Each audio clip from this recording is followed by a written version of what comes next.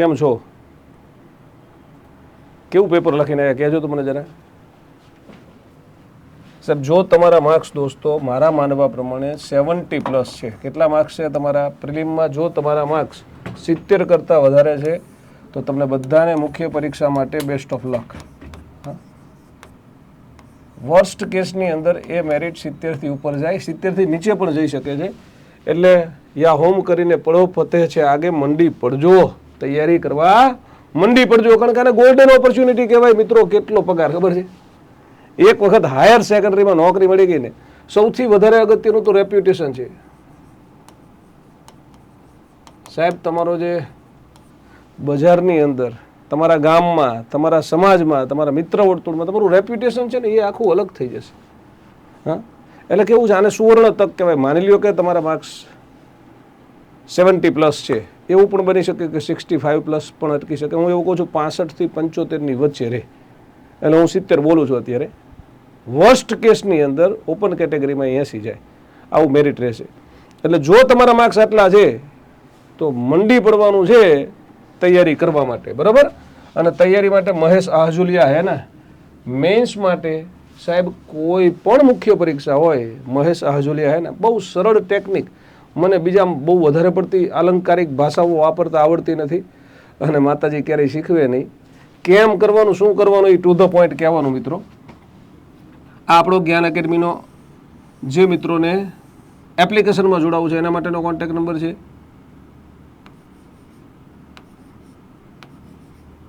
અને આ જેને ઓફલાઈન આવવું છે એ મિત્રો માટેનો કોન્ટેક્ટ નંબર છે. હું એવું તમને ચોક્કસ કહીશ કે તમારી પાસે અનુકૂળતા હોય, સમય ન નીકળતો હોય ને તો કાઢવો પડે. ગઈ વખતે એવા બે બહેનો હતા એવા કે જેના દીકરા દીકરીઓ છે એ 12 મહિના કરતાં નાના હતા. તો એમના હસબન્ડ છે એમની સાથે આવતા, ભાઈ નીચે ગાડીની અંદર દીકરીને રમાડે અને બહેન છે એ લેક્ચર ભરે ઓફલાઈનનો. અને અત્યારે સાહેબ હાયર સેકન્ડરી શિક્ષક તરીકે બંને બહેનો જોબ કરે છે. એટલે થોડુંક કુછ પાને કે લીએ કુછ ખોના પડતા હે. ઓફલાઈન એટલા માટે વિશેષ તમને આગ્રહ રાખું છું, એવું કહું છું કે ઓફલાઈન અનુકૂળતા હોય તો આવો. તો ઓફલાઈન તમે ભણો છો તો તમારા ડાઉટ ત્યાં સોલ્વ થઈ જાય છે. તમારી આસપાસ એક ખાસ પ્રકારનું વાતાવરણ હોય છે, એટમોસ્ફિયર હોય છે, એનો તમને લાભ મળે. એટલે હા, ગુજરાતમાં સૌથી વધુ વિદ્યાર્થીઓને શિક્ષક બનાવવામાં મદદરૂપ થનાર સંસ્થા અને સંચાલક એટલે કોણ સાહેબ? એટલે જ્ઞાન એકેડમી. ક્યારથી સાહેબ? આ સ્પર્ધાત્મક પરીક્ષાના ક્ષેત્રમાં કાર્યરત સંસ્થા છે સાહેબ. તો 2017થી ગાંધીનગરમાં કાર્યરત છે સાહેબ. હું 2013થી ગાંધીનગરમાં સ્પર્ધાત્મક પરીક્ષાઓમાં ભણાવું છું સાહેબ. 2011થી સ્પર્ધાત્મક પરીક્ષામાં ભણાવવાનો અનુભવ છે સાહેબ. વર્ષ 2000થી શિક્ષક તરીકે કાર્યરત છું સાહેબ. હા, અને 2022થી સાહેબ સરકારી નોકરી મૂકીને ફૂલ ટાઈમ તૈયારીઓ કરાવું છું. અને માં સરસ્વતીની મહેરબાનીથી બહુ બધા વિદ્યાર્થીઓની સફળતામાં મેં મારાથી થતી મદદ કરી છે. અને એનો મને આનંદ છે, કારણ કે કોઈ પણ જગ્યાએ જઈએ ને તો આપણો કોઈક ને કોઈક વિદ્યાર્થી આપણને મળી જાય. સાહેબ શું કામ હતું? સાહેબ હું અહીંયા છું, કંઈ કામ હોય તો જણાવજો. 7000થી વધારે શિક્ષણ ક્ષેત્રની જ વાત છે, ખાલી શિક્ષણ ક્ષેત્રમાં 7000થી વધારે વિદ્યાર્થીઓ પાસ કે ક્વોલિફાય આપણી સંસ્થામાંથી થયા છે. દોસ્તો તમારે મુખ્ય પરીક્ષા માટે તૈયારી કરવાની હોય, એટલે કે ટાટ એસ કે HSની મેન્સ માટે તૈયારી કરવી હોય સાહેબ, ટાટ એસ ફાસ્ટ ટ્રેક બેચમાં પ્રવેશ લેવો હોય સાહેબ, ટેટ 2ની બેચમાં પ્રવેશ લેવો હોય, ટેટ 2માં પાર્ટ 1 પાર્ટ 2 બંને ભણાવીએ છીએ. અને ટૂંક સમયમાં ટેટ 1 સંપૂર્ણ અભ્યાસક્રમ, આ બંનેમાં સંપૂર્ણ અભ્યાસક્રમ ભણાવવામાં આવે છે, એમાં પ્રવેશ ચાલુ છે. તમે ગાંધીનગરમાં પ્રવેશ લઈ શકો છો. ગાંધીનગરનો કોન્ટેક્ટ નંબર 84 699 77 555. ઉપરાંત આગળ એક બીજો નંબર લખો તો મેં 89 803 77 555 છે.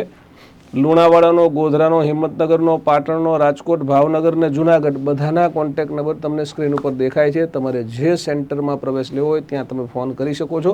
દરેક સેન્ટર ઉપર તમને ગાંધીનગરનું રેકોર્ડેડ કન્ટેન્ટ મળવાની શક્યતા છે નહીં, મળશે જ. તમે ઓફલાઈન આવો એટલે ઓનલાઈન એપ્લિકેશન અમે તમને 2 વર્ષ માટે ફ્રી આપતા હોઈએ છીએ. સાહેબ મુખ્ય પરીક્ષાની સંભવિત તારીખ કઈ છે? મુખ્ય પરીક્ષાની સંભવિત તારીખ કઈ છે? તો દોસ્તો 10 તારીખે, 17 તારીખે અને 24 તારીખે મે મહિનામાં રવિવાર આવે છે. તો આ રવિવાર છે બધા, આમાંથી કોઈ એક રવિવાર ઉપર કળશ ઢોળાય તો નવાઈ નથી. એટલે હું એમાં વચ્ચેનો રવિવાર લઈને ચાલું છું. 17ની બદલે એવું બની શકે છે કે 24 હોય, 10 હોય, એવું પણ બની શકે છે. એટલે તમે મગજમાં આ લઈને ચાલજો. તમારી પાસે અંદાજે 30 થી 39 દિવસ જેવા દિવસો છે અને બહુ પૂરતા છે મિત્રો. આમાં ગુજરાતી વર્ણનાત્મક બહુ જ સરસ રીતે થઈ શકે છે. ગુજરાતી વર્ણનાત્મક માટે મારે તમારી પાસેથી માત્ર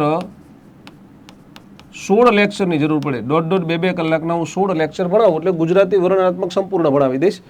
પછી 4 થી 5 લેક્ચર તમને સાહેબ પદ્ધતિશાસ્ત્રના આપવામાં આવે, જેનાથી તમારું પદ્ધતિશાસ્ત્ર મુખ્ય પરીક્ષામાં પદ્ધતિશાસ્ત્ર આવશે. અને સાહેબ 6 લેક્ચર તમને ગુજરાતી વ્યાકરણના આપવામાં આવે, જ્યાં તમારે રિવિઝન થશે. અહીંયા પૂરું વ્યાકરણ નથી ભણાવવાના, તમે ભણી લીધું છે, તમને રેકોર્ડેડ મળે, પણ અહીંયા ફરીથી પાછું ગુજરાતી વ્યાકરણનું રિવિઝન થાય. એટલે આટલા દિવસો બિલકુલ પૂરતા છે. પણ તમે આયોજનબદ્ધ તૈયારી કરો તો, તમે તમારો સમય ન વેડફો અને મંડી પડો તો બિલકુલ શક્યતા છે મિત્રો કે તમારું નામ, અને હા તમને કહી દઉં, આવતા વર્ષે બહુ બધી જગ્યાઓ આવવાની છે ટાટ હાયર સેકન્ડરીમાં. અત્યારે કેટલી જગ્યા ખાલી છે એ પણ હું તમને સેશનને અંતે જણાવું છું. એટલે આ તમારી સંભવિત તારીખ છે. જો તમને પાછું તમારું નોટિફિકેશન જે આવ્યું હતું ને, એચએસનું નોટિફિકેશન જે હતું, હાયર સેકન્ડરીનું નોટિફિકેશન હતું, એમાં કીધું હતું કે મે મહિનો છે એ સંભવિત મુખ્ય પરીક્ષાનો મહિનો રહેશે. લેખિત સ્વરૂપની પરીક્ષા માટે મે મહિનો રહેશે. અને મિત્રો ટાટ એસમાં તમને એવું કીધું છે કે જૂન મહિનો રહેશે. એટલે તમે ગુજરાતી વર્ણનાત્મકની તૈયારી જો અત્યારે એકવાર કરી લ્યો ને, હાલો મિત્રો, અમુક મિત્રો એવા આવી શકે સાહેબ મારે તો ટાટ એસ આપવાની છે, એચએસ નથી, તો પહેલાં પ્રિલિમ કરું કે મેન્સ કરું, તો તમને અનુકૂળતા હોય તો હું એવું ચોક્કસ કહીશ કે તમે કદાચ ઓફલાઈન આવો તો બહુ સારું છે. નથી આવી શકાતું તો તમે અત્યારે ઓનલાઈન બેચમાં જોડાઈ જાઓ અને એટલીસ્ટ રોજ 2 કલાક કાઢી અને તમે થોડુંક મેન્સનું કરતા જાઓ. એટલે જેવી પ્રિલિમ પૂરી થાય તમારી મેન્સની તૈયારી સુપર હિટ હોય. હો, એક સફળ ઉમેદવાર જ તમને સફળ બનાવવામાં મદદરૂપ થઈ શકે. મોટે ભાગે દોસ્તો સફળ ઉમેદવારની સાથે જવાથી શું થાય ખબર છે? એ રસ્તાથી પરિચિત હોય, ભૂમિયો તમારા ભેગો હોય અને ફરવાની જે મજા આવે ને એ ભૂમિયા વિના ના આવે. ના ના, અમુક એમ કે ના પણ સાહેબ આપણે તો ઉમાશંકર જોશીવાળા છીએ, ભૂમિયા વિના અમારે ભમવાતા ડુંગરા. એ ડુંગરા ભમવા હોય તો જવાય, પરીક્ષા આપવાની હોય ત્યારે ન જવાય. આખા પરિવારને ભેગા લઈને જવાનો હોય ક્યાંક ફરવા, અને સાહેબ તમે એમ કહો ના ના અમે તો હાલીને ડુંગરમાંથી ગમે ત્યાંથી પસાર થઈ જઈશું, ત્યારે દોસ્ત એક ભૂમિયો લઈને જવાય તો જલ્દી ગંતવ્ય જ્યાં તમારે પહોંચવાનું છે ને ત્યાં પહોંચાય. ને અત્યારે તમારે ક્યાં પહોંચવાનું બોલો તો? સાહેબ હાયર સેકન્ડરી શિક્ષક બનવાનું છે, અને એમાં જો સરકારી શાળામાં બની જવાય તો મારે ગ્રાન્ટી નીડમાં બનવું નથી. હા, અને હું દોસ્તો તમને જણાવી દઉં કે મેં પ્રાથમિક શિક્ષક તરીકે નોકરી કરી છે. 128 માર્ક મારે ટેટ 2 પરીક્ષામાં હતા. સાહેબ હાયર સેકન્ડરી શિક્ષક તરીકે પણ નોકરી કરી છે સરકારી શાળામાં. 190 માર્ક મારે ટાટ એચએસમાં હતા. અને દોસ્તો સચિવાલયમાં ભાષા નિયામક કચેરીમાં ભાષાંતરકાર તરીકે 9 વર્ષ નોકરી કરી છે, જેમાં હું જીપીએસસીની પરીક્ષામાં ગુજરાતમાં પ્રથમ ક્રમે પાસ થયો હતો. જીપીએસસીમાં ગુજરાત ફર્સ્ટ હતો. 9 વર્ષ નોકરી કરીને પછી નોકરી મૂકી દીધી છે. મજા આવે છે, ભણાવવાની મજા આવે છે. નોકરી મૂકી એનો મને જરાય અફસોસ નથી, અને હું ક્યારેય કોઈના ઉપર દોષારોપણ કરતો નથી કે મેં નોકરી મૂકી દીધી, કારણ કે મને મારી જાત ઉપર ભરોસો હતો, છે, અને માતાજી કાયમને માટે રાખે. હા, અને હું તમને કહું છું કે દુનિયામાં સૌથી અગત્યની વસ્તુ જો કોઈ હોય ને તો એ આત્મવિશ્વાસ છે. આત્મવિશ્વાસ કેળવજો, તૈયારી દિલ દઈને કરજો. ક્યારેય દિલ દગડી ના કરતા કામ કરવામાં માતાજી, અલ્લાહ તાલા, જીસસ, ભગવાન ક્યારેય તમને નિરાશ નહીં થવા દે, મને પૂરો વિશ્વાસ છે. હા, અમારી માર્કશીટો છે, તમને એના વિશે વિશેષ જણાવવાની જરૂર નથી. મુખ્ય પરીક્ષા પાસ કરવા માટે શું કાળજી રાખશો? જો દોસ્તો, એક લખવાની પ્રેક્ટિસ ખૂબ જ અગત્યની રહેશે.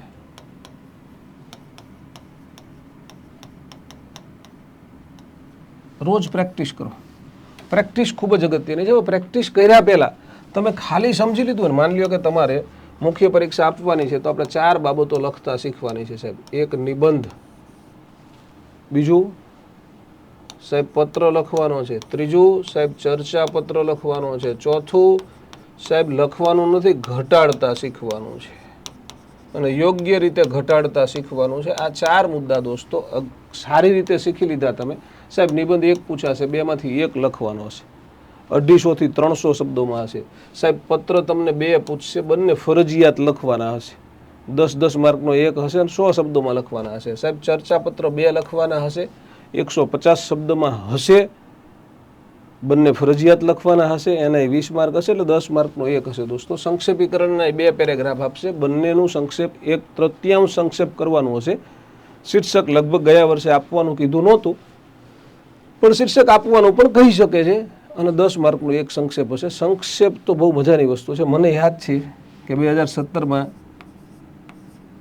સિવિલ સર્વિસીસવાળી જીપીએસસી મેં આપેલી.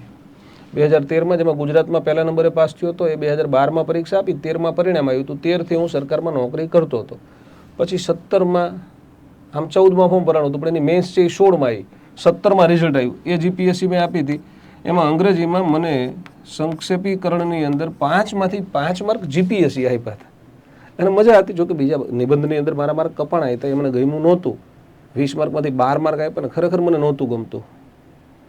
આપણે નિબંધ લખ્યો હોય, આમાં ગ્રામેટિકલ એરર ના હોય, એમાં બધા તથ્યો લખ્યા હોય, તો નિબંધ અલગ અલગ પ્રકારના પૂછાય. તો ત્યાં શું કરવાનું? સાહેબ આ કયા પ્રકારનો નિબંધ છે, આમાં મારે કેટલા પોઈન્ટ લખવા જોઈએ, સાહેબ આમાં પ્રસ્તાવના શું લખાય, સાહેબ આમાં હું ઉપસહાર શું લખીશ, સાહેબ આમાં કેટલા પેરેગ્રાફ હું વચમાં મેઇન બોડીમાં લખીશ. આવું બધું ખાલી વિચારતા થઈ જાવ ને એકવાર, અને પછી દોસ્તો તમારી પાસે જેટલું નોલેજ છે ને એટલા નોલેજને આધારે બિલકુલ મસ્ત નિબંધ લખી શકાય. પત્ર અને ચર્ચાપત્ર તો બે એક જ વસ્તુ છે સાહેબ. ચર્ચાપત્ર એ એક પ્રકારનો પત્ર જ છે. એટલે કે બીજો મુદ્દો આ, એક મુદ્દો આ શીખવાનો છે આપણે, બીજો મુદ્દો આ શીખવાનો છે ને, આમાં તો ઘટાડતા શીખવાનું, ઘટાડતા. અને તમે કોઈ એ જગ્યાએ, હું મારા વિશે બોલું તો એ થોડુંક વધારે પડતું લાગે એટલે માફ કરજો, પણ તમારા મિત્ર વર્તુળમાંથી કોઈએ ક્યારેય આમાંથી કોઈ પણ મુદ્દો મારી પાસે ભણેલો હોય, એ સાહેબ ઓનલાઈન ભણ્યો હોય કે ઓફલાઈન ભણ્યો હોય કે મારો વિડીયો રેકોર્ડેડ જોયો હોય, એમને ખાલી ખાતરી કરવા માટે પૂછી જોજો કે સાહેબ સંક્ષેપીકરણ, પત્ર લેખન, ચર્ચાપત્ર કે નિબંધ લેખન, વર્ણનાત્મક ગુજરાતી કોની પાસે ભણાય.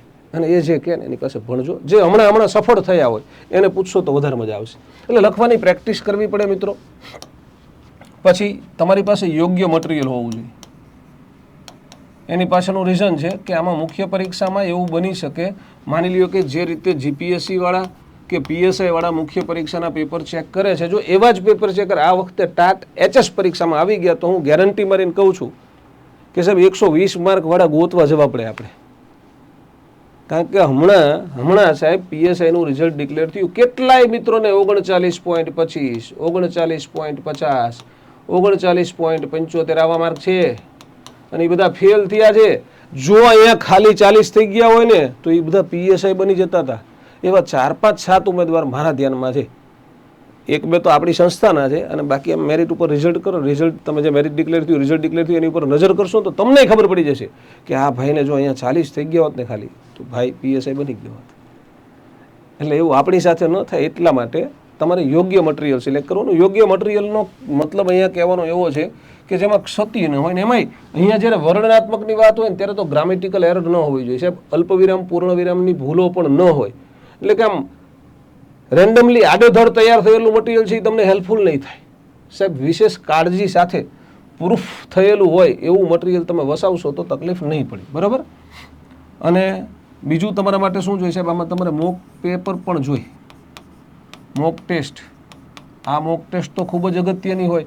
અને અહીંયા જો તમને હું ઓફલાઈન આવવાનું, રૂબરૂ ભણવા આવવાનું એટલા માટે કહું છું કે અહીંયા ત્યાં એવું થઈ શકે કે અમે તમને વીકલી એક પેપર તમારું લઈ અને તમારું પેપર તમને ચેક કરીને પાછું આપશું. વીકલી એક પેપર, કુલ તમારા 4 પેપર અમે ચેક કરીને પાછા આપશું, 4 પેપર્સ. પહેલા અઠવાડિયે એક પેપર લેશું, 15-20 દિવસે બીજું લેશું, અને છેલ્લે 2 પેપર લેશું. એટલે તમારા પહેલા પેપરમાં અને છેલ્લા પેપરમાં કેટલો ચેન્જ આવ્યો છે એમને ખબર પડે. પહેલું પેપર લેવાય પછી અમે તમને અનુકૂળતા રહેશે ત્યાં ગ્રુપમાં કે ક્લાસરૂમમાં કેવી ભૂલો વિદ્યાર્થીઓ કરે છે અને એ કેમ નિવારી શકાય એના માટેનું સેશન પણ આપીશું. હા, એટલે આવું થોડું ઘણું ધ્યાન રાખશો તો મુખ્ય પરીક્ષા પાસ ઝડપથી થઈ શકાય મિત્રો. મુખ્ય પરીક્ષા માટેની થોડી સૂચનાઓ છે જે આપણે જોઈ લઈએ.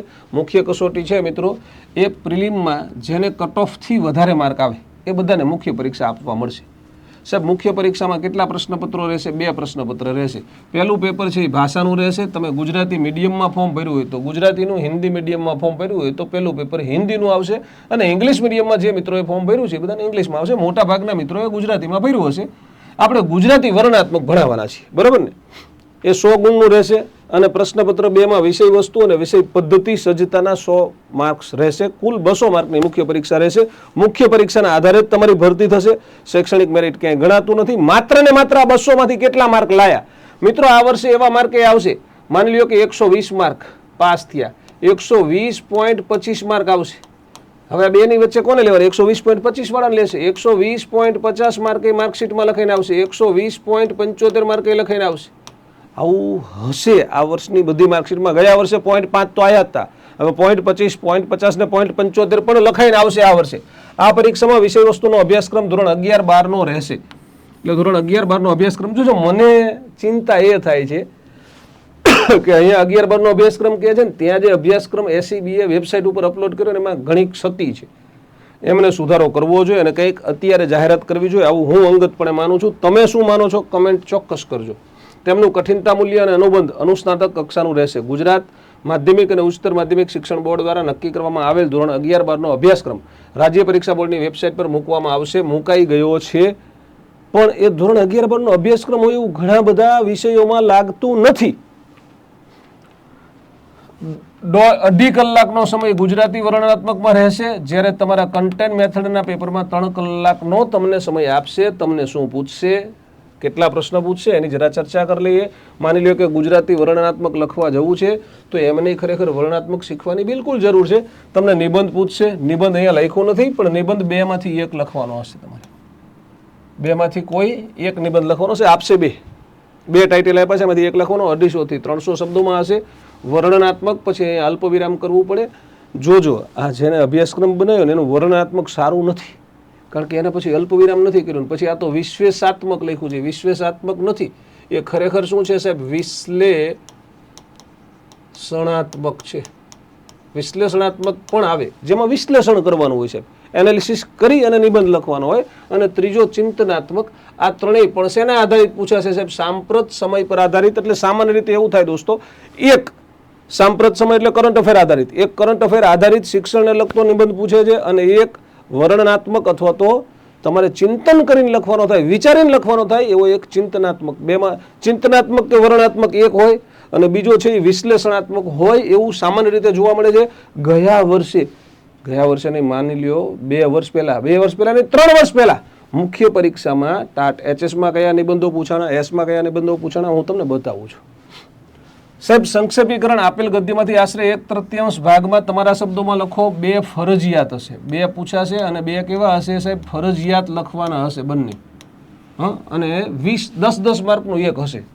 સાહેબ પત્ર લેખન કરવાનું આશરે 100 શબ્દોમાં. અભિનંદન પત્ર, શુભેચ્છા પત્ર, વિનંતી પત્ર કે ફરિયાદ પત્ર હશે, એ પણ 2 ફરજિયાત હશે. 10 માર્કનો 1 હશે સાહેબ. ચર્ચા પત્ર આશરે 200 શબ્દોમાં. અહીંયા 200 શબ્દો લખે છે, જ્યારે પેપરની અંદર જે સૂચના હતી ને, પેપરની સૂચનામાં 150 શબ્દો હતા. નહીંતર અમુક હમણાં એમ કહેશે, અમુક બેઠા બેઠા કહેશે કે સાહેબ હમણાં તમે 150 શબ્દો કીધા. હમણાં હું તમને પેપર બતાવું છું, પેપરમાં 150 શબ્દો હતા છે અત્યારે, બરાબર. પછી વ્યાકરણ પૂછે છે મિત્રો. જો ચર્ચા પત્રમાં શું હશે તો કે વર્તમાન પત્રમાં પ્રજાના પ્રશ્નો, સાંપ્રત સમસ્યાઓને વ્યક્ત કરતું, એના વ્યક્તિગત અભિપ્રાય દર્શાવતું ચિત્ર તમારે ખડું કરવા માટે ચર્ચાપત્ર લખવાનું હશે. એટલે એમાંય સાંપ્રત સમસ્યાઓને લગતું જ હશે, બરાબર. પછી વ્યાકરણના 6 મુદ્દા હશે, અને 4 મુદ્દા છે એ વોકેબના હશે.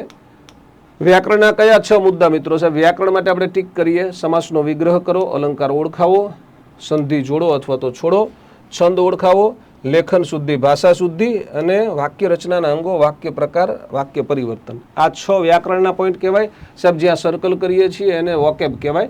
રૂઢિપ્રયોગ, જોડણી, કહેવત અને શબ્દ સમૂહને બદલે એક શબ્દ. જો અહીંયા બધી બાબતો ખૂબ જ અગત્યની રહેશે, અને એમાંય ખાસ જ્યારે તમારો વિષય છે એ ટેકનિકલ છે. જો ભાષાવાળા મિત્રો છે ને એને ગુજરાતી, માની લો ગુજરાતી ભાષાવાળો છે ને તો એને આ બધી વસ્તુ આવડતી જ હોય, કારણ કે એને પ્રિલિમમાં બહુ સારી રીતે તૈયાર કરી હોય. પણ કેમેસ્ટ્રી વાળો હોય, ફિઝિક્સ વાળો હોય, બાયોલોજી વાળો હોય, સાહેબ કોમ્પ્યુટર વાળો હોય, સાહેબ PT ટીચર હોય, સાહેબ કોમર્સ ટીચર હોય, અંગ્રેજીનો શિક્ષક હોય એને ઘણા બધાને ગુજરાતી સારું નથી આવડતું, તે બધા માટે આ એક એક પોઈન્ટ અગત્યનો રહેશે. વર્ણનાત્મક તો સૌથી વધારે અગત્યનું રહેશે.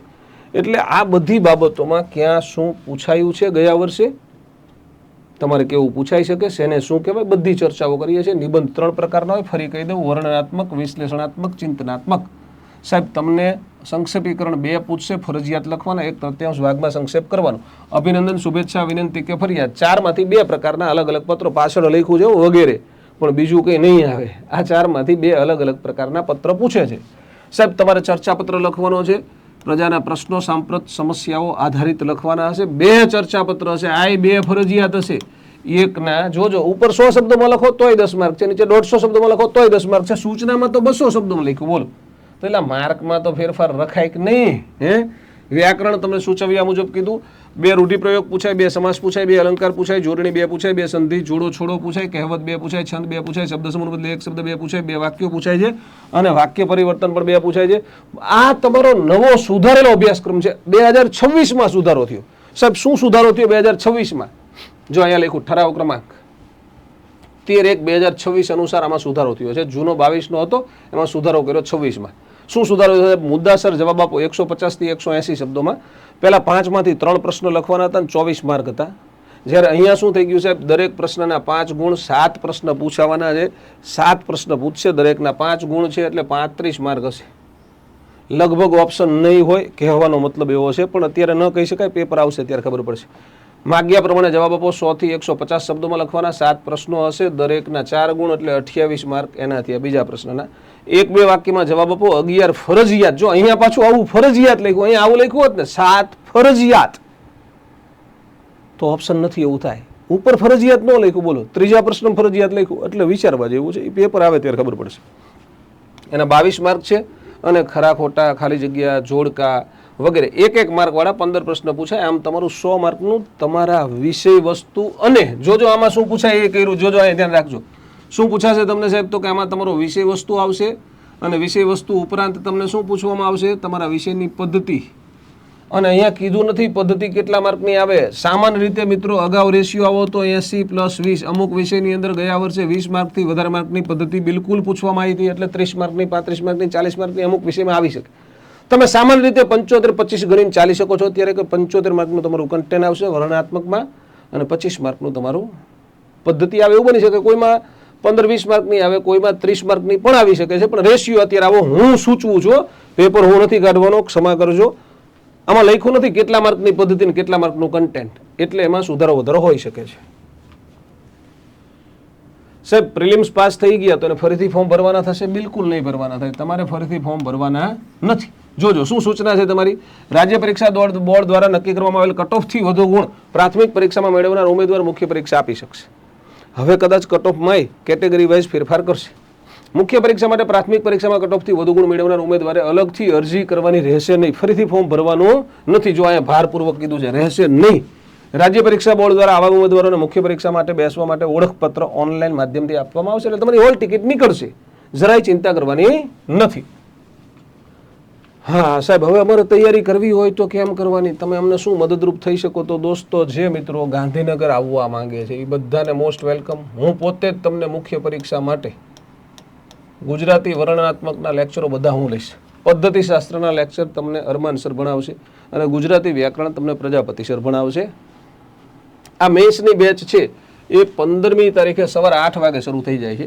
આ બેચની અંદર હવે 1000 રૂપિયા નથી ભરવાના. હવે તમારે કન્ફર્મ જ કરી લેવાનું છે કે મારે એડમિશન લેવાનું છે. તમારી ફી 15000 રૂપિયા છે.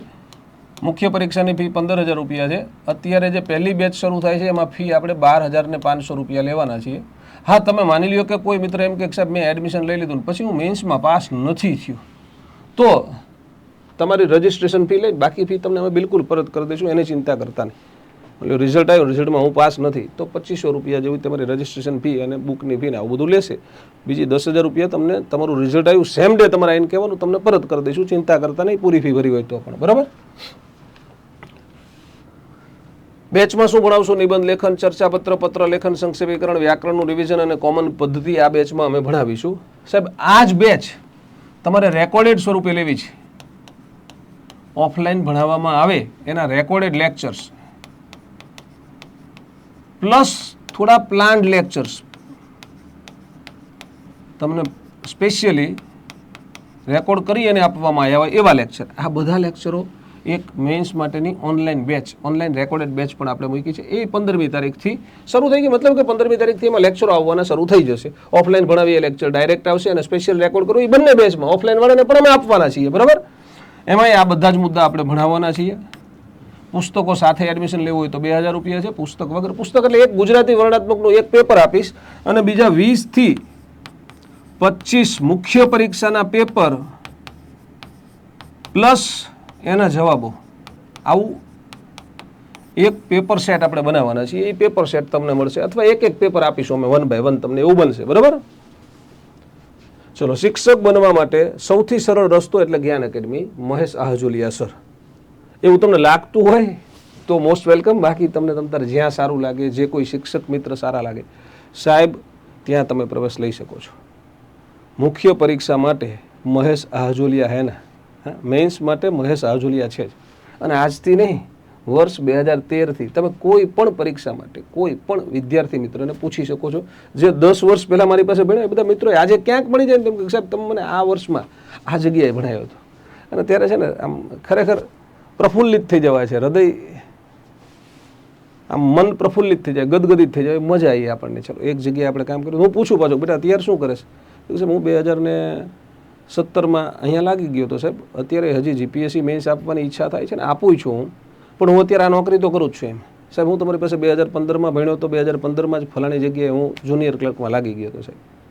સાહેબ હું બિન સચિવાલય ક્લર્કમાં લાગી ગયો છું સાહેબ. હું એએસઆઈ તરીકે જોબ કરું છું સાહેબ. હું આ જિલ્લાની અંદર અત્યારે પીએસઆઈ છું સાહેબ. અને ઘણા બધા મિત્રો, બહુ બધા મિત્રો છે, ક્લાસ 2 પણ બહુ બધા મિત્રોને બનાવ્યા છે. સેંકડો મિત્રો ક્લાસ 2 બન્યા છે સાહેબ. ક્લાસ 1 ને સુપર ક્લાસ 1 ઘણા બધા મિત્રો બનેલા છે. અને પછી આનંદ થાય આપણને. અને હું કોઈને કહેતો નથી તમે બધા મિત્રો નોકરીએ લાગી જાઓ, પછી કદાચ ક્યાંક જરૂર પડે અને તમને અનુકૂળ લાગે તો કેવું કે હું મહેશ સરનો સ્ટુડન્ટ છું. બાકી તમે બધા મારા મિત્રો છો, તમે બધા અધિકારીઓ બની જાઓ. એટલે અધિકારી બન્યા પછી તમે મારા મિત્ર બની ગયા હોય એવું થાય, બરાબર. આ તમારી 2023ની મુખ્ય પરીક્ષામાં પૂછાયેલા ગુજરાતી વર્ણનાત્મકના પ્રશ્નો લઈને આવ્યો છું સાહેબ. આ એચએસમાં પૂછાણું હતું. ટાટ એચએસમાં કયા પ્રશ્નો પૂછાણા હતા નિબંધો, અને ટાટ એસમાં કયા પૂછાણા હતા. એસના નિબંધો છે, અહીંયા આપ્યા એચએસના નિબંધો છે સાહેબ. એચએસમાં કયો નિબંધ પૂછવામાં આવ્યો તો જોજો. વૈશ્વિકીકરણના મુખ્ય લક્ષણો અને તેના પરિપ્રેક્ષ્યમાં શિક્ષણનું સ્વરૂપ. વૈશ્વિકીકરણ અને શિક્ષણને કમ્બાઈન કરીને નિબંધ લખવાનો હતો. એટલે એમાં થોડું ઘણું વિશ્લેષણ કરવાનું થાય. એમાં તમે આંકડાઓ આપી શકો છો, એમાં તમે તર્ક કરી શકો છો સાહેબ. યોગને લગતો નિબંધ લખવાનો હતો. એ ચિંતનાત્મક વર્ણનાત્મક કહેવાય, બરાબર ને. શાળા શિક્ષણમાં યોગની જરૂરિયાત છે, એટલે એ તમે તમારા ચિંતનને આધારે તમે વિચારીને તમે શું વિચારો છો એ લખો છો સાહેબ. શિક્ષક સામેના સાંપ્રત પડકારો. અત્યારે તમારી સામે શું પડકારો છે? શિક્ષક સામે શું પડકારો છે? તમારી સામે એવું જરૂરી નથી. સરકારી શિક્ષક, પ્રાથમિક શાળાનો શિક્ષક સાહેબ, ખાનગી શાળાના શિક્ષકને ટૂંકમાં એની સામે શું પડકાર છે? તો એ ચિંતનાત્મક નિબંધ છે. તમે વિચારીને લખશો સાહેબ. માનવ ઘડતરમાં શિક્ષણની ભૂમિકા સાહેબ, માણસ ઘડવામાં શિક્ષણની શું ભૂમિકા છે? તો એ શિક્ષણની ભૂમિકા છે એ તમે વર્ણન કરી શકો છો. થોડુંક ચિંતન આવે, બાકી મોટા ભાગનું શું આવે? વર્ણન આવે, બરાબર ને. તો આ તમારા નિબંધ ગયા વર્ષે પૂછાણા હતા સાહેબ. ગયા વર્ષે પત્રો કયા પૂછાણા હતા સાહેબ? તમને પ્રશ્ન થાય સાહેબ કે પત્ર લેખનમાં શું પૂછવામાં આવ્યું હતું? તો આ પત્ર લેખન છે. ઉપરના છે એ એચએસના છે. એચએસમાં આ પત્ર પૂછ્યા હતા સાહેબ. ટાટ એસમાં કયા પત્રો પૂછવામાં આવ્યા હતા? તો એસમાં આ પત્ર પૂછવામાં આવ્યા હતા સાહેબ. કેવો પત્ર પૂછેલો જુઓ. સૂચના શું હતી? 100 શબ્દોમાં પત્ર લેખન કરો, બંને ફરજિયાત સાહેબ. 100 શબ્દોમાં પત્ર લેખન કરો, બંને ફરજિયાત. અહીંયા એવું લખ્યું નહોતું બંને ફરજિયાત, પણ અહીંયા 20 માર્ક લખી દીધા હતા. એટલે હવે સૂચના ના આપી હોય, 2 માંથી 1 લખો તો બંને ફરજિયાત જ હોય. 1 ને 2 ક્રમે આપ્યા ને, નહીતર 1 અથવા 1 હોય એટલે. હા, અને ફરજિયાત આમ જ લખાય, યાદ રાખજો. અને બંને રીતે લખાય. આય બંને સાચું છે અને આય બંને સાચું છે, પણ ક્યારેય આવી રીતે ન લખાય. આવી રીતે લખાય નહીં. જોજો ગુજરાતી વર્ણનાત્મકમાં કેટલી વસ્તુ ધ્યાન રાખવાની છે સાહેબ. એના માટે સૌથી અગત્યનું પુસ્તક છે ને, એ છે ભાષા વિવેક. શું છે સૌથી અગત્યનું પુસ્તક? ભાષા વિવેક. જ્યાં હું ભાષા નિયામક કચેરીમાં નોકરી કરતો હતો ને ત્યાંનું પુસ્તક છે સાહેબ. જેને ગુજરાતી વર્ણનાત્મકની પરીક્ષા લખવાની હોય બધા એક વખત તો આના 128 થી 269 સુધીના પેજ વાંચવા જોઈએ. તમારું ઘણું બધું ગુજરાતી વર્ણનાત્મક સુધરી જાય. અને જે મિત્રો જ્ઞાન એકેડમી ઓફલાઈનમાં જોડાયેલા છે એમને ગ્રુપમાં આ પીડીએફ મળી જશે, અને જે ઓનલાઈનમાં જોડાયેલા છે એમને તો એમની બેચમાં પીડીએફ મૂકી દીધી છે. શું પૂછ્યું સાહેબ? તમારી શાળામાં સ્માર્ટ ક્લાસરૂમ ફાળવવા માટે વિનંતી કરતો પત્ર જિલ્લા શિક્ષણ અધિકારી શ્રીને લખો. વિદ્યાર્થીના જીવનમાં શિક્ષણનું મહત્વ સમજાવતો પત્ર વિદ્યાર્થીના વાલીને લખો. સાહેબ 4 પ્રકારના પત્રો તમને કીધા છે, 4માંથી એક હોય છે, બરાબર? ડન. તરુણાવસ્થામાં પ્રવેશી રહેલા તમારા ભત્રીજાને જન્મદિન નિમિત્તે આશીર્વાદ અને સંદેશ આપતો પત્ર લખો. તમારી મોટી બહેનને ચિકિત્સા મહાવિદ્યાલયમાં પ્રવેશ મળી ગયો છે. કેવા કેવા ભારે ભરખમ ગુજરાતી શબ્દો વાપરે છે. મહાવિદ્યાલય, બોલો. વિશ્વવિદ્યાલય લખ્યું હોય તો યુનિવર્સિટી કહેવાય, મહાવિદ્યાલય એટલે શું કહેવાય? કોલેજ કહેવાય. મળી ગયો છે તેની આ સફળતા માટેનો અભિનંદન પત્ર એને લખો. એટલે એમાં તમને કહી દીધું એકમાં તો કે સાહેબ આ અભિનંદન પત્ર છે, એમ શેને કયો પત્ર કહેવાય એ તમને સમજાઈશ. કેવી રીતે લખવો સાહેબ? 2 પ્રકારના પત્રો હોય. સૂચના ઉપરથી ખબર પડે છે કે આ પ્રકારનો પત્ર છે, આ તે પ્રકારનો પત્ર છે. એકોર્ડિંગલી આપણે આગળ વધવાનું થાય. પત્ર લેખનમાં પણ અમુક સાહેબ એના ઢાંચા હોય એ પ્રમાણે કામ થાય સાહેબ. ચર્ચા પત્રમાં તો કન્ફર્મ હું તમને 2-4 પ્રકારના ફોર્મેટ આપી દઈશ સાહેબ. પત્ર લેખન ઉપરાંત નિબંધ લેખનમાં પણ પ્રસ્તાવના અને ઉપસંહાર છે એની અંદર અમુક શબ્દો, અમુક પ્રકારના વાક્યો લખી અને તમે તમારી પ્રસ્તાવના બિલકુલ શરૂ કરી શકો છો. એ કામ મારું છે, એ હું તમને કરાવીશ. હા સાહેબ. પછી મેં તમને અહીંયા સંક્ષેપીકરણના નમૂના નથી આપ્યા, કારણ કે સંક્ષેપીકરણ તો બહુ મોટા મોટા પેરેગ્રાફ હોય ને, એને વાંચવાના ના હોય અહીંયા, એમાંથી આપણે જવાબ બનાવવાનો, એટલે અહીંયા નથી લખ્યા મેં. હા. નીચે આપેલા વિષય ઉપર વર્તમાન પત્રમાં પ્રકાશિત કરવા આશરે 150 શબ્દોમાં જો લખ્યું. આપણા નોટિફિકેશનમાં 200 શબ્દો લખ્યા છે, પણ ગયા વર્ષે જો આ HS-માં પૂછાયેલા ચર્ચાપત્રો છે, આ S-માં પૂછાયેલા ચર્ચાપત્રો છે. તમને શું ગમે, ગામડું કે શહેર? સાહેબ બેય ગમે. તો કે શહેરની બોર્ડરે જે ગામડું હોય ને ત્યાં વસી જાઓ. આજની શિક્ષણ પ્રણાલી અને શિક્ષણ. યુવા પેઢીમાં વાંચન શોખનું જતન. પોતાના શહેરને સ્વચ્છ રાખવાની જવાબદારી કોની? વહીવટી તંત્રની કે નાગરિકોની? બંનેની. હા, નાગરિકોની તો બિલકુલ ખરી, પણ વહીવટી તંત્રની એટલે તો નીમું હોય. હે, આ તમારું વ્યાકરણ પૂછાણું હતું મિત્રો. અહીંયા છે એ ટાટ એસની વાત છે, આ ટાટ એસ છે, અને આ બંને છે એ HS-ના છે. એટલે મેં તમને અહીંયા એટલે સ્ક્રીનશોટ આ મૂક્યા છે દોસ્તો, કે તમને ખબર પડે કે વ્યાકરણમાં ઓપ્શન આવતા નથી. પેનથી જવાબ લખવાના હોય. જો રૂઢિપ્રયોગ, કહેવત, સમાસ, છંદ, અલંકાર. રૂઢિપ્રયોગ, કહેવત, સમાસ, છંદ, અલંકાર આ પૂછે છે. હા, બીજું શું પૂછાય સાહેબ? શબ્દ સમૂહ, જોડણી, ભાષાકીય શુદ્ધ રૂપમાં લખો, સંધિ વિગ્રહ કરો, સૂચના મુજબ વાક્ય રૂપાંતર કરો. શબ્દ સમૂહ, જોડણી સુધારો, ભાષાકીય શુદ્ધ રૂપમાં લખો, સંધિ વિગ્રહ કરો, કાઉન્સમાં આપેલી સૂચના મુજબ વાક્ય રૂપાંતર કરો. એટલે આ રીતે તમારા પેપર આવશે.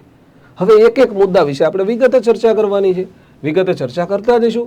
આ વર્ષે કેટલી જગ્યાઓ આવી શકે એમ છે એ મને વિશેષ ખબર નથી, પરંતુ વર્તમાન સમયે હવે તો જો કે વધારો થઈ ગયો છે. મારી પાસે 4-6 મહિના પહેલાનું લિસ્ટ છે. ખાલી જગ્યાઓ કેટલી છે એ હું તમને બતાવી દઉં. ખાલી જગ્યાઓ કેટલી, કયા વિષયની કેટલી જગ્યા ખાલી છે એ હું તમને અત્યારે અહીંયા બતાવી દઉં છું. આ ગુજરાતી માધ્યમની ખાલી જગ્યાઓ છે. અંગ્રેજી અને હિન્દી માધ્યમનું લિસ્ટ પણ મારી પાસે છે, હું ટેલિગ્રામમાં મુકાવી દઈશ. ગુજરાતી માધ્યમમાં જે આ ઉપરની લાઈન છે એ ગ્રાન્ટીન એડ શાળાઓની છે. ગ્રાન્ટીન એડમાં તમને ખબર પડતી હશે, અર્ધ સરકારી શાળા એવું કહો. અને નીચેની લાઈન જે છે એ સરકારી શાળાઓની છે. સરકારી શાળાઓમાં ઓછી જગ્યાઓ ખાલી છે, કારણ કે ગયા વર્ષે સરકારીમાં વધારે ભરી છે. તો જો 4 જગ્યા એગ્રીકલ્ચરની છે, 15 ને 6 જગ્યા બાયોલોજીની છે, કેમેસ્ટ્રીમાં 59 અને 9 જગ્યા છે, 221 અને 15 જગ્યા કોમર્સની અત્યારે ખાલી છે. આમાં વધારો થયો હશે. 53 ને 2 છે એ કમ્પ્યુટરની છે, 234 ને 43 છે ઇકોનોમિક્સ ને ઇંગ્લિશ વાળાને તો આમ છે ને આમ ખોબલે નવાઈ જાય છે. 600-700 જગ્યા છે ને એ હાયર સેકન્ડરીમાં ખાલી છે, 600-700 જગ્યા સેકન્ડરીમાં ખાલી છે. 185 ને 57 જીઓગ્રાફીની, જીઓગ્રાફી વાળા પાસ થઈ ગયા એટલે નોકરી મળી જશે. જાઓ. 95 ને 29 જગ્યા ગુજરાતીની છે, 78 ને 20 જગ્યા હિન્દીની છે, 38 ને 16 જગ્યા છે હિસ્ટ્રીની છે, 17 ને 5 જગ્યા મેથ્સની છે, 101 ને 21 જગ્યા ફિલોસોફીની છે, 30 અને 8 જગ્યા ફિઝિક્સની છે, 5 જગ્યા પોલિટિકલ સાયન્સની છે, 235 અને 50 જગ્યા સાયકોલોજીની છે, 92 અને 27 જગ્યા સંસ્કૃતની છે, 307 અને 85 સોશિયોલોજી છે, 81 અને 6 સ્ટેટિસ્ટિક્સની છે, પીટીની 133 અને 4 છે, કુલ 25 અને 5 3053 જગ્યા છે. હા, અને આ બધી જ જગ્યામાંથી કોઈ એક જગ્યાને તમારી કરવા માટે તમારે સક્ષમ બનીને સમર્થ બનીને તૈયારી કરવી પડશે. મંડી પડજો. તમને સારું લાગે, અમારી સાથે જોડાવા જેવું લાગે તો હું ગાંધીનગરમાં મેન્સની બેચની અંદર બધા 4 મુદ્દા હું ભણાવવાનો છું. વ્યાકરણ પ્રજાપતિ સર ભણાવશે, પદ્ધતિશાસ્ત્ર અરમાન સર ભણાવશે.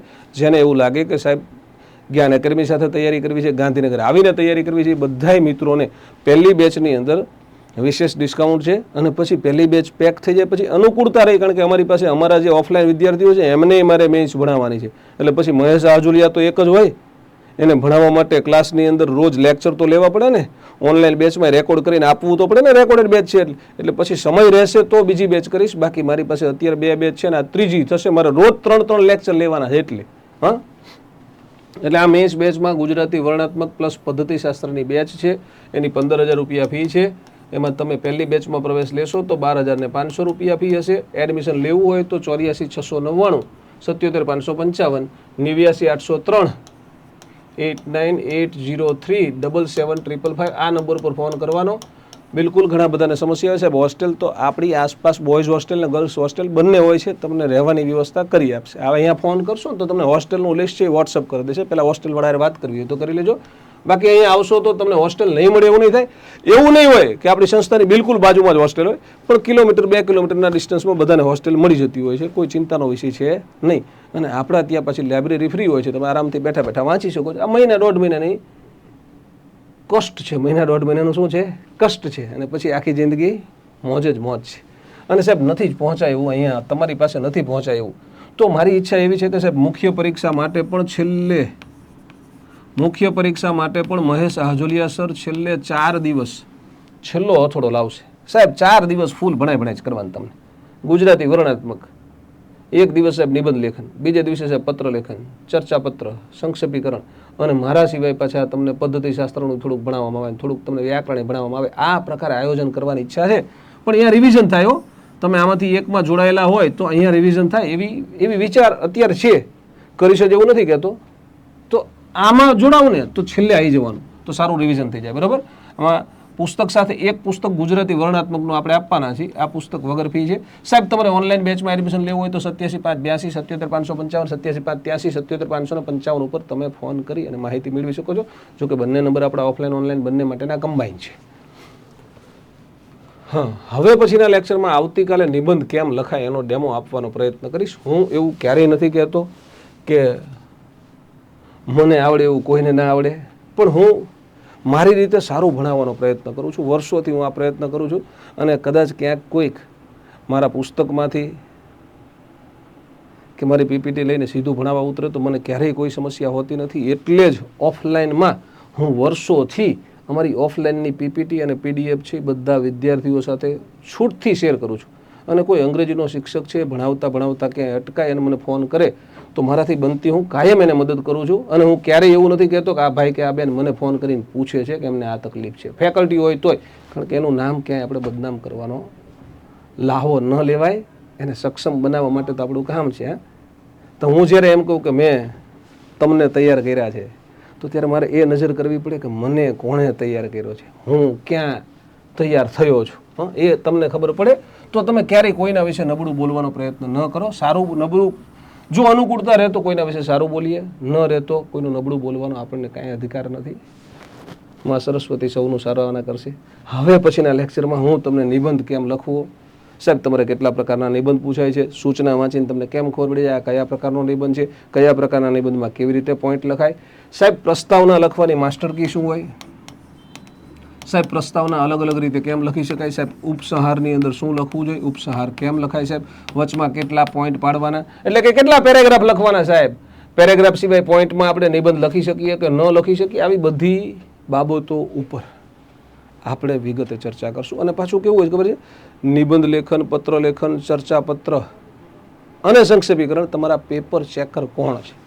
જો સ્ટ્રિક્ટ પેપર ચેકર આવી ગયા તો જબરદસ્ત ધોવાણ થાય આમાં. અને જો પેપર ચેકર એવરેજ છે તો સામાન્ય રીતે બધાને એવરેજ માર્ક આપતા હોય, પણ તમારે લખવાની કળા એક એ હું તમને મુદ્દો, લેખન કળા કેમ વિકસાવી શકાય સાહેબ. પેપર છે એ પેપર લખવાની સ્પેશિયલ સ્ટાઇલ હોય. પેપર લખવાની સ્ટાઇલ એના વિશે આ આપણી જે બેચ છે એમાં એક સ્પેશિયલ રેકોર્ડેડ સેશન હું મૂકી દઈશ, આવતીકાલે જ મૂકી દઈશ, એટલે કોઈ તકલીફ ના પડે. આવજો, બાય બાય, ટેક કેર. માં સરસ્વતી તમને શિક્ષક બનવા માટેનું સામર્થ્ય પૂરું પાડે, તાકાત પૂરી પાડે, સંજોગો પૂરા પાડે.